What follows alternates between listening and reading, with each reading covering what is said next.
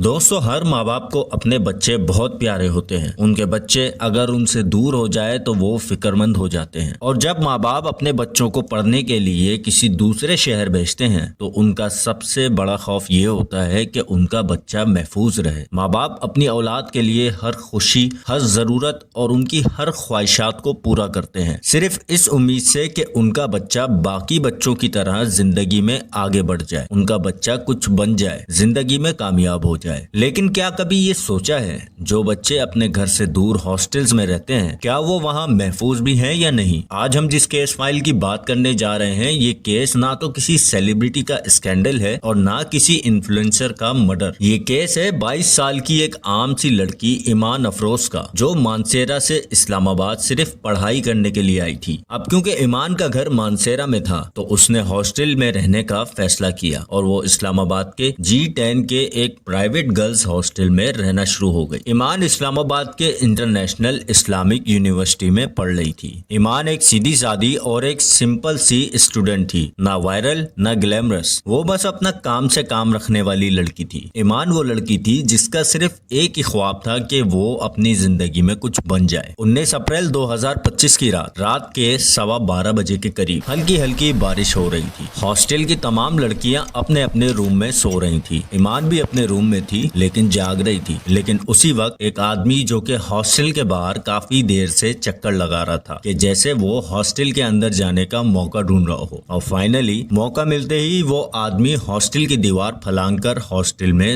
داخل ہو جاتا ہے. اس کے ہاتھ میں پسٹل بھی تھی. اس کے بعد وہ تقریباً 1 گھنٹہ ہاسٹل کے اندر چھپا رہا. حیرت کی بات یہ تھی کہ ایک گرلز ہاسٹل میں ایک اننون بندہ 1 گھنٹے سے چھپا ہوا اور اس کو کسی گارڈ نے نوٹس بھی نہیں کیا. یہ کیسی سیکیورٹی ہے؟ رات کے 1:30 بج چکے تھے. ایمان بارش دیکھنے کے لیے اپنے روم سے باہر آتی ہے تو سامنے وہی اننون آدمی ایمان کے سامنے کھڑا ہوتا ہے. ایمان اس کو دیکھ کر چیخنے لگتی ہے اور اپنے روم کی طرف بھاگتی ہے. ایمان کا شور دیکھ کر وہ آدمی بھی ایمان کے پیچھے پیچھے اس کے روم تک آ جاتا ہے. اس وقت روم میں ایمان کے ساتھ 3 اور لڑکیاں بھی تھیں. کلر نے سب کو پسٹل دکھا کر دھمکایا اور خاموش ہونے کا کہا. سب لڑکیاں خاموش ہو گئی لیکن ایمان چلانا بند نہیں کرتی اور اسی وجہ سے اس آدمی نے ایمان کو گولی مار دی. اس بندے نے تو ایمان کا چہرہ بھی ٹھیک سے نہیں دیکھا تھا. گولی ایمان کی پیٹھ پر لگی تھی اور ایمان زمین پر گر جاتی ہے. وہ آدمی موقع دیکھ کر اس ہاسٹل سے بآسانی فرار ہو جاتا ہے. ہاسٹل میں شور اٹھتا ہے تو ہاسٹل کے کچھ لوگ ایمان کو فوراً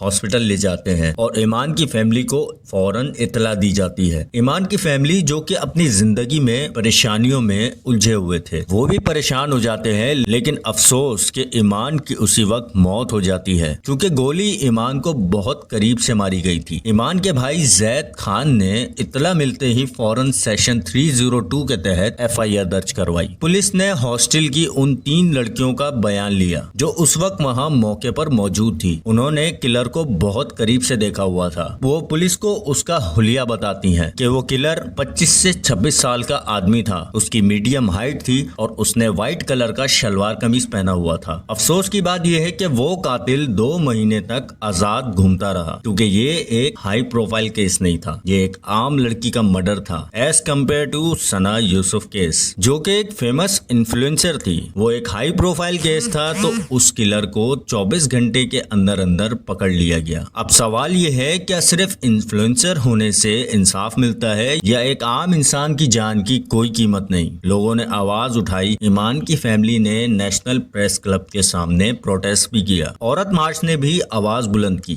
اور پھر پولیس اپنی حرکت میں آتی ہے اور فائنلی 2 مہینے بعد اس قاتل کو اریسٹ کر لیا جاتا ہے. انویسٹیگیشن میں پتہ چلتا ہے کہ اس کا نام فیروز ہے اور وہ پاکستان کے ایک شہر جھنگ سے تعلق رکھتا ہے. اس پر آلریڈی ریپ کیس اور بائک چوری کا بھی کیس چل رہا تھا. اب سوال یہ پیدا ہوتا ہے کہ ہماری بیٹیاں کہاں محفوظ ہیں؟ نہ ہاسٹلز میں، نہ اسکول میں اور نہ اپنے گھر میں. اور سب سے حیرت کی بات یہ تھی کہ ہاسٹل کی مینجمنٹ نے کیس کو اٹھانے سے منع کیا تھا کہ اگر کسی اسٹوڈنٹ نے ہاسٹل کا نام لے کر آواز اٹھائی تو اس کے ساتھ بہت برا سلوک کیا جائے گا. یہ کیسا ہاسٹل ہے اور یہ کیسی سیکیورٹی ہے؟ وہ آدمی 1 گھنٹہ ہاسٹل میں تھا، نہ اس کو کسی گارڈ نے دیکھا نہ کسی کیمرے نے. ایسا لگتا ہے کہ جیسے پرائیویٹ ہاسٹل صرف رینٹ لینے کے لیے ہوتے ہیں. سیکیورٹی کا کوئی سسٹم نہیں ہے. کیا ایمان کا قاتل صرف چوری کی نیت سے آیا تھا یا کوئی اور وجہ بھی تھی؟ کلر نے اب تک کوئی کنفیشن نہیں دیا۔ ایمان ایک فیمس انفلوئنسر نہیں تھی، لیکن انسان تھی، اور انصاف صرف مشہور لوگوں کے لیے نہیں ہوتا۔